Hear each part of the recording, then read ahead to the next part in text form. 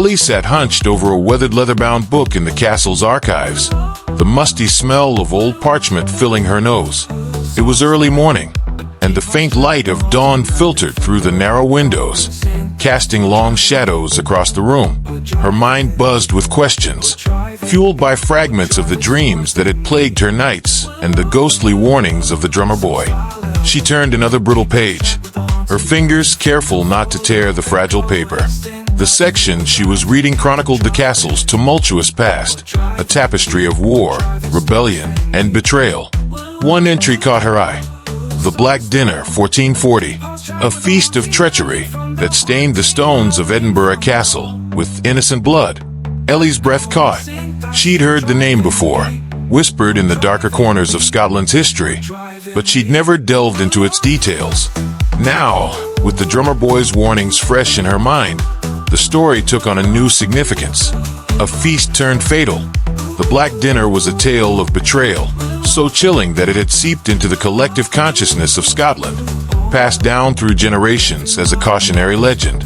It was a story of power and paranoia, and of how ambition could turn even the most sacred traditions into instruments of death. In 1440, James II of Scotland was a child, his throne controlled by regents who sought to secure their power. Among the most prominent families in the kingdom were the Douglas clan. Young William, the 6th Earl of Douglas, and his younger brother, David. The Douglases were powerful, their influence a threat to the ruling faction. The regents, fearing the rise of the Douglas family, invited the young brothers to Edinburgh Castle under the guise of a friendly dinner. They promised safety and camaraderie, luring the boys into a false sense of security. The feast began with grandeur, lavish dishes, flowing wine, and the laughter of nobles echoing through the great hall. But as the evening wore on, the atmosphere shifted. Servants brought out a single platter, covered with a black cloth. When the cloth was lifted, it revealed the head of a black boar, a symbol of death and betrayal. Before the Douglases could react, soldiers entered the hall, arresting the boys on charges of treason. The accusations were baseless, a pretext for eliminating a rival family. That night, both William and David were dragged into the courtyard and executed by beheading. Their young lives extinguished in a moment of calculated treachery. The ghostly connection. Ellie leaned back in her chair, the details of the story spinning in her mind. The betrayal, the sudden violence, the innocent blood spilled. Was it possible that the drummer boy's warnings were tied to this dark chapter of the castle's history? She reached for her notebook, jotting down the key details of the story. The Great Hall, where the feast had taken place, was the same location where she and Callum had encountered the apparition. The courtyard, stained with the blood of the Douglas brothers, was directly beneath her feet. As she wrote, a faint drumbeat echoed in her ears. She froze, her pen hovering above the page. The sound was soft, almost imperceptible, but it was there, a steady rhythm that seemed to resonate from the very walls. Ellie glanced around the room, her heart racing. The archives were empty, the only light coming from the windows and her desk lamp.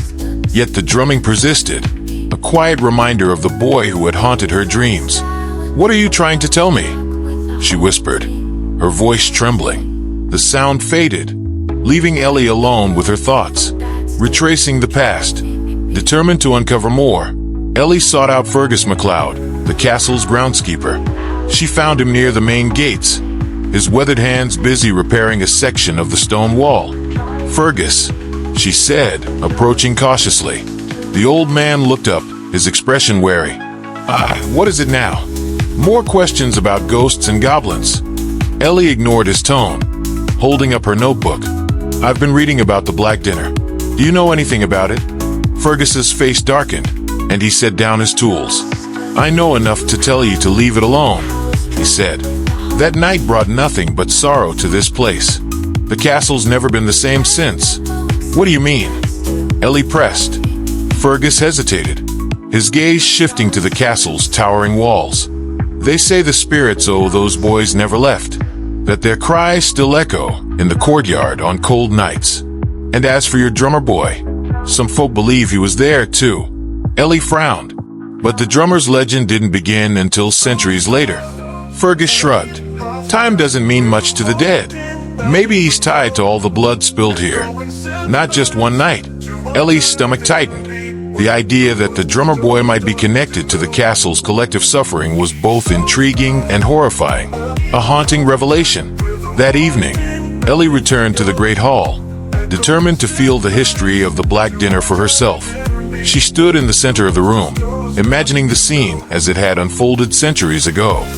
The flickering torchlight, the strained smiles of the regents, the innocent laughter of the Douglas brothers.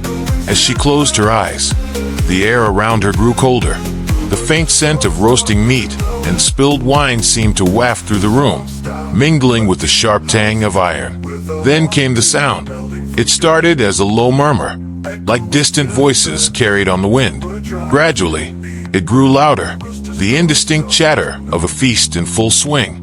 Ellie opened her eyes, her breath catching as she saw flickering shadows at the edges of the room. The shadows coalesced, forming ghostly figures seated around an ethereal table. They laughed and gestured, their faces blurred but their movements vivid. At the head of the table sat two boys, their youthful faces alight with joy and trust. Ellie's chest tightened as she recognized them from historical sketches. William and David Douglas. The scene shifted abruptly. The laughter turned to gasps and cries as soldiers stormed into the room. The boys were dragged from their seats, their pleas drowned out by the clamor of armored boots and shouted orders. Ellie watched in helpless horror as the table dissolved, replaced by the open courtyard. The boys knelt on the cold stone, their faces pale with fear. A soldier raised his blade, and Ellie turned away, unable to watch the execution. But the sound came anyway. The sickening thud of steel meeting flesh, the dull roar of the crowd, and beneath it all, the faint but steady beat of a drum, a warning in the present. Ellie awoke with a start, realizing she had fallen asleep at the edge of the Great Hall. The ghostly vision was gone, replaced by the dim, empty room. She sat up, her hands shaking as she tried to process what she had seen. The drummer boy's warning wasn't just about her or the castle. It was about the weight of betrayal and violence that had stained this place for centuries. As she gathered her belongings, a faint drumbeat echoed through the hall. It was steady and deliberate, a sound that seemed to say, "You're not finished yet." Ellie glanced toward the doorway, her resolve hardening. The drummer boy wasn't just a harbinger of disaster. He was a guide, leading her deeper into the castle's haunted past. And she intended to follow. The ghostly banquet. The Great Hall felt alive that night, though not in any way Ellie or Callum could have anticipated. The room, so often cold and empty during her previous visits, now seemed to pulse with an otherworldly energy. The flickering torches cast distorted shadows on the stone walls, creating a shifting tableau that made Ellie's stomach churn. She had returned to the hall, determined to confront the echoes of the infamous Black Dinner, hoping to unravel the ties between that treacherous night and the drummer boy's warnings. Callum, skeptical as ever, had reluctantly agreed to join her, though his confidence had worn thin since their first encounter with the boy. "If we see anything tonight," Callum muttered as they entered the room, "I'm charging double for emotional trauma." Ellie smirked, but her amusement didn't last long. The oppressive weight of the air silenced any further banter, and they moved quietly to the center of the hall. Ellie glanced at her watch. It was nearly midnight, the time when the veil between past and present seemed thinnest. She set her recorder on the stone table where the Black Dinner was said to have taken place, her fingers trembling slightly. "Do you feel that?" she asked, her voice barely above a whisper. Callum nodded. "It's colder than usual." The air was indeed frigid, and the temperature continued to drop as they stood in silence, their breath visible in the torchlight. Then it began, the banquet reborn. At first, it was subtle, a faint murmur, like the distant hum of a crowd. Ellie strained to listen, her heart racing as the sound grew louder, more distinct. Laughter, clinking glasses, and the low rumble of voices filled the hall, though it remained empty before them. Callum took a step back. "What the hell is that?" Before Ellie could respond, the hall began to transform. The cold stone table was suddenly covered with a shimmering banquet cloth, and spectral platters appeared, laden with ghostly food that seemed to shimmer and pulse with faint light. Ethereal figures began to materialize, their forms translucent but unmistakably human. Ellie recognized the scene immediately. This was the Black Dinner, reborn in horrifying detail. The room filled with spectral nobles dressed in elaborate 15th century garb, their faces animated with laughter and conversation. Servants flitted between them, carrying trays of food and wine. At the head of the table sat two boys, William and David Douglas. The sight of them took Ellie's breath away. The brothers were young, their faces bright with innocence and trust. They smiled and laughed, seemingly unaware of the doom that awaited them. "It's them," Ellie whispered. "The Douglas boys." Callum didn't respond. He was frozen in place, his wide eyes fixed on the unfolding scene. The turn of the feast. As the banquet continued, the atmosphere began to shift. The laughter grew strained, the conversations more muted. The nobles exchanged uneasy glances, their movements stiffening as the tension in the room became palpable. Ellie felt it too, a tightening in her chest, a sense of dread that seemed to seep from the very walls. She watched as a servant entered the hall, carrying a covered platter. The murmur of voices ceased, and the room fell into an unnatural silence. The servant approached the head of the table and placed the platter before the Douglas brothers. The younger boy, David, leaned forward curiously, but his older brother, William, hesitated. The servant lifted the cloth, revealing the head of a black boar. The nobles gasped, their faces pale with fear. Ellie's stomach churned. She had read about this moment, but seeing it replayed in spectral form was something else entirely. The black boar's head was a death omen, a symbol of betrayal and murder. "No," she whispered, her voice trembling. The brothers' smiles faded as the reality of the situation set in. Soldiers entered the hall, their boots thudding against the stone floor, though their forms were ghostly and silent. The nobles shrank back as the soldiers advanced, their armor glinting faintly in the flickering torchlight. William stood, his youthful face a mix of anger and fear. He shouted something, words that Ellie couldn't hear, but the soldiers seized him and his brother, dragging them from their seats. The execution. The scene shifted abruptly, the banquet table vanishing as the room transformed into the castle courtyard. Ellie and Callum found themselves standing on the edge of the courtyard, their breaths visible in the frigid air. The spectral figures were there, too, gathered in a semicircle around the two boys, who knelt on the cold stone. Ellie's heart pounded as she watched the execution unfold. The soldiers raised their blades, and the older boy, William, held his brother's hand tightly. The swords fell, and Ellie turned away, unable to watch the horrific act. But the sounds filled the air, the sickening thud of steel meeting flesh, the gasps of the crowd, and beneath it all, the steady, relentless beat of a drum. The drummer boy was there, standing in the shadows at the edge of the scene. His headless form was still, his drum suspended from his chest. He raised his drumsticks and began to play, his rhythm mournful and slow, as if marking the passage of the brothers' souls. Ellie's knees buckled, and she grabbed onto Callum for support. "We have to stop this," she said, her voice shaking. "It's already done," Callum replied, his own voice hollow. The aftermath. The vision began to fade, the ghostly figures dissolving into the night. The courtyard returned to its empty, lifeless state, and the drumbeat faded into silence. Ellie and Callum stood in stunned silence, the weight of what they had witnessed pressing down on them like a physical force. "Did we just—" Callum began, but he couldn't finish the sentence. Ellie nodded. "We saw it. The Black Dinner. The betrayal.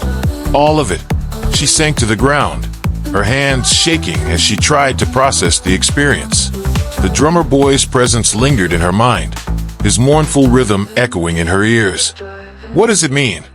Callum asked, his voice trembling. Ellie looked up at him, her eyes filled with determination. "It means the drummer boy isn't just a ghost. He's a witness, and he's trying to show us something." Callum crouched beside her. "But why us?" Ellie didn't have an answer.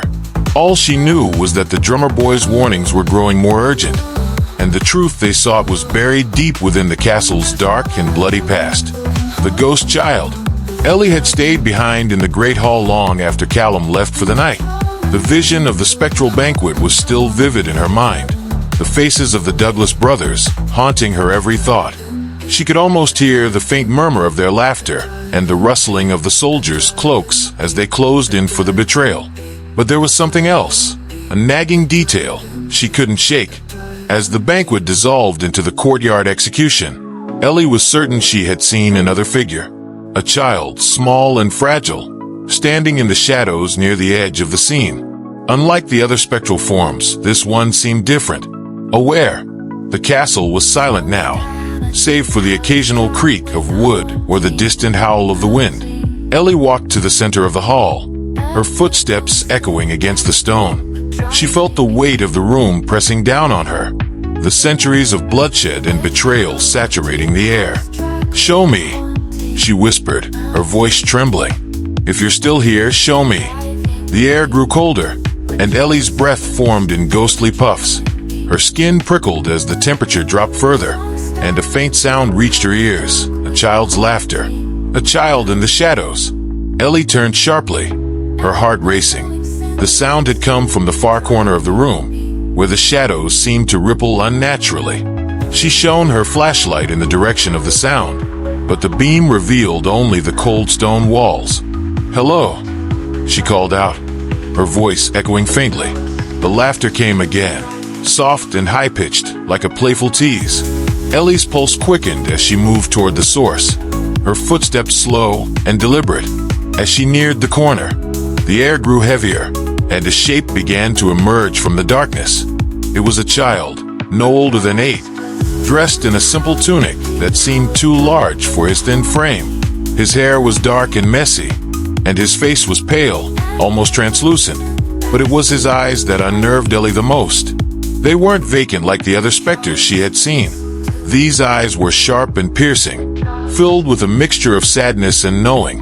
"You're not supposed to be here," the boy said, his voice soft but firm. Ellie froze, her flashlight trembling in her hand. Who are you?" she managed to ask.